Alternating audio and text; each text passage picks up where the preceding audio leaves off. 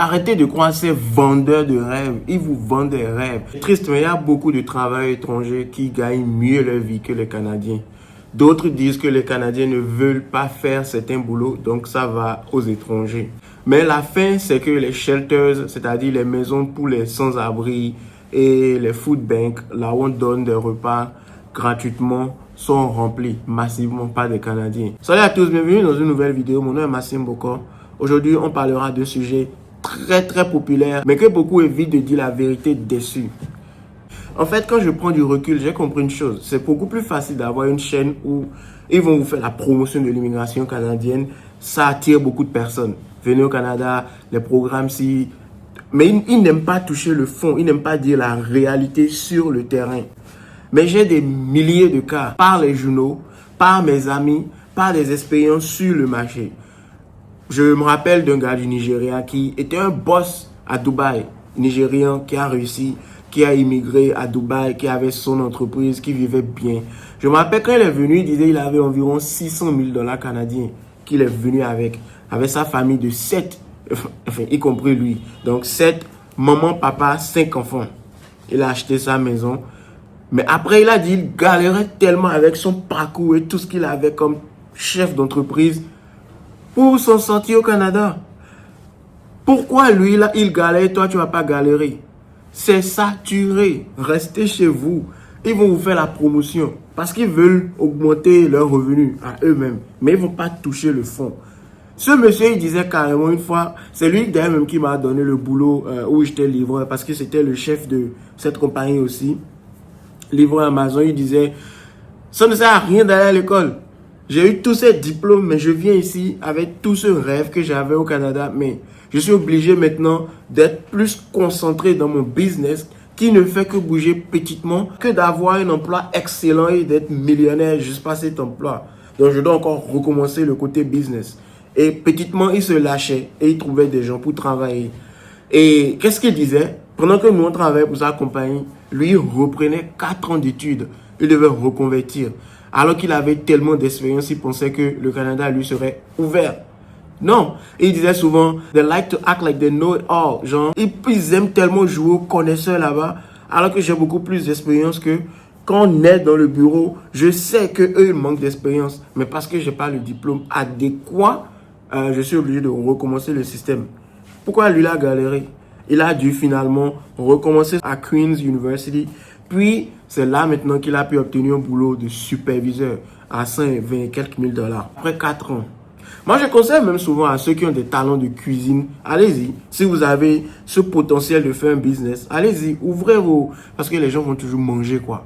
Ouvrez vos restaurants, faites ce genre de petits boulots dans les normes. Ça marche encore mieux que de penser que tu iras là-bas, tu vas trouver ce boulot formidable. Parce que je me rappelle dans ce même emploi de livreur Amazon, un autre gars du Nigeria, Temi, qui, lui, il est chanceux parce qu'il a eu une femme qu'il écoute beaucoup. Quand il est arrivé, il disait qu'il avait aussi beaucoup d'expérience.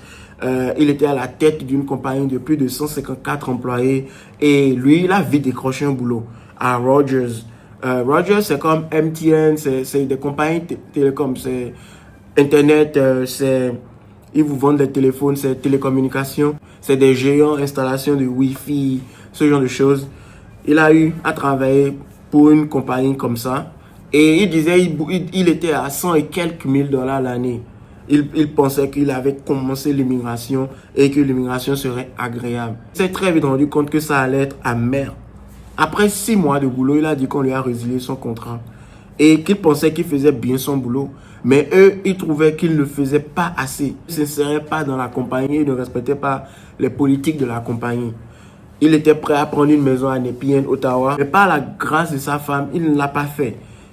6 mois plus tard, il était sans job et il était livré avec moi. Donc j'ai eu beaucoup de personnes qui racontent leur expérience. C'est ça qui m'a beaucoup encouragé à prévenir des gens. Parce que beaucoup pensent que le monde professionnel est facile. Il est très compétitif. Les petits boulots, vous savez en fait la politique derrière et ce qui fait que les conservateurs sont farouchement contre les libéraux. Ça fait l'affaire des grosses compagnies, les corporates. Eux veulent en fait ramener des gens qui vont travailler, qui sont sous-payés versus la valeur d'un vrai Canadien. Genre un vrai Canadien, C'est quoi un faux Canadien? Enfin, je veux dire les Canadiens de souche, les blancs. Je veux les dire tels que... Enfin, je veux dire les Canadiens blancs qui sont restés là depuis des centaines d'années. Je ne parle pas des Indiens, on sait que la terre appartenait aux Indiens. Mais ce genre de Canadiens qui n'aiment pas prendre le bullshit, qui vont dire non quand c'est non, ils préfèrent prendre en fait les autres qui vont accepter tout, subir. C'est ça qui fait l'affaire de certaines grosses compagnies. Il y a des secteurs qu'il ne faut pas fermer. Et toi et moi, on sait que tu n'as pas envie d'aller au Canada pour faire ce genre de boulot. Dans les farms, tu n'as pas envie d'être agriculteur là-bas, sauf si tu avais déjà 100 toi. Tu ne veux pas travailler certains boulots. Donc, ils sont obligés de ramener des nations qui vont le faire. Et c'est un business. Moins d'employés à payer, plus l'employé coûte moins cher, plus la compagnie fait du boulot. Mais ils disent assez, c'est assez. La Chine est là en train d'imposer des frais de douane de 100% sur l'huile. Eux-mêmes, ils ont leurs propres problèmes, ils essaient de gérer et ils ont peur de se faire punir encore par les États-Unis. Vous pensez que c'est l'Eldorado là-bas, non? Et oui, on vous décourage, d'accord? Moi, je suis noir, je suis africain. Je ne sais pas quel intérêt j'ai à décourager un autre noir africain d'aller si ce n'est pas pour le prévenir. Mais arrêtez d'écouter ces chaînes qui sont là à vous dire que l'immigration sera belle. Arrêtez. Au pire, regardez dans vos pays africains. Vous avez tellement d'argent, vous voulez immigrer. Pourquoi vous ne prenez pas ces sommes-là pour faire comme ces Chinois qui viennent et qui bouffent votre économie? Parce que le Chinois est là à tarifer le Canadien. Donc, toi, tu veux prendre toute ton économie, tu veux fuir pour aller au Canada.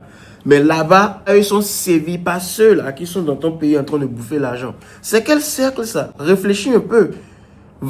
Au pire, va en Chine. Va en Chine, étudie le pays dans lequel tu es. Regarde ce qui ne se vend pas. Regarde ce qui se vend. Va les acheter moins cher en Chine. Ramène-les. Sois le Chinois là dans ton pays africain. Fais ton commerce. Pourquoi tu veux fuir, aller jeter des milliers de dollars au Canada pour en souffrir après parce que tu n'auras pas ce gros capital là qui va te permettre d'investir ou ce gros début facile? Le Canada était très agréable, très bon, un gros pays d'opportunités il y a des années. Mais le système d'immigration, c'est assez. Donc, essayez en fait d'être des Chinois dans vos pays africains ou allez immigrer en Chine si vous pouvez. C'est encore mieux que d'aller immigrer au Canada. J'ai des amis avec qui j'étais au secondaire qui, c'est drôle, on les appelle les derniers de la société, ou bien les derniers de la salle, qui ont immigré aux États-Unis et qui vivent même encore mieux qu'au Canada. Ils ont leurs propres maisons, ils ont leurs propres voitures, ils ont l'immigration beaucoup plus facile, des taxes beaucoup moins élevées. Alors, c'est quoi l'objectif? Je me rappelle après toutes mes aventures en tant que trucker, j'ai finalement pris un boulot de bureau. J'étais superviseur en chef des truckers. Je voulais à tout prix ça. Et je voulais pas trop travailler, mais être dans un bureau. Mais quand je voyais le salaire, je voyais ce que je faisais dans le bureau, et j'étais encore découragé. Je voulais juste être trucker. Ils gagnaient bien leur vie, mais ils sont tous les jours sur la route. La vie de famille est pourrie. Pire, le jour où j'ai demandé à me faire employer par la compagnie mère D&R Ross, ils m'ont carrément fait comprendre que quand tu n'es pas un blanc, tu ne peux pas avoir ce boulot. Alors, c'est quoi l'objectif à la fin? Parce que d'autres qui, malgré qu'ils ont fait l'université là-bas, ils ont décroché de bons diplômes, ils souffrent pour trouver de l'emploi parce qu'il est compétitif ce marché. C'est un marché où, dès que tu viens au Canada, tu vas suivre le bon programme. Pour ceux qui sont moins pressés, comme les étudiants, c'est eux, ils ont l'avenir, la jeunesse. Ils obtiennent leur diplôme, comme je le disais. Ils obtiennent leur permis de travail. Et ils sont à la recherche maintenant de ce travail. Parce qu'il est saturé. Vraiment saturé. Ne me parlez pas des menuisiers qui gagnent bien leur vie. Ils ont choisi ça. Si vous voulez le faire, allez-y alors. Maintenant, force à vous si vous pouvez trouver un permis d'études ou de travail. Ne me parlez pas des soudeurs. Il y a les métiers, les deuxièmes métiers. J'en reviendrai dessus une autre fois. Mais les métiers de call, de bureau, mais vous savez à quel point c'est compétitif.